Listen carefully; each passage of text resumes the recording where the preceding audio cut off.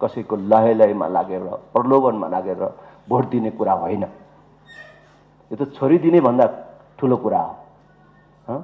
छोरी आफै गई भने त अलगै कुरा हो, तर बाउ आमाले नै हात लगाइदिनु पर्यो भने त कतिचोटि सोचेर दिइन्छ। कुटुम्बको बारेमा कति परीक्षण गरिन्छ। त्यो छोरी दिन लागेको कुटुम्ब कति पढेको छ, व्यवसाय के छ, बानी बेहोरा कस्तो छ, जाँडक्सी खान्छ कि खाँदैन, चुरुट बिडी खान्छ कि खाँदैन, कुनै कुलतमा लागेको छ कि छैन, त्यो सब विचार गरेर मात्रै दिइन्छ। तर त्यति धेरै विचार गरेर दिएको छोरी पनि कहिलेकाहीँ फन्टुसको हातमा पर्दिन्छ, कुलङ्गारको हातमा पर्दिन्छ।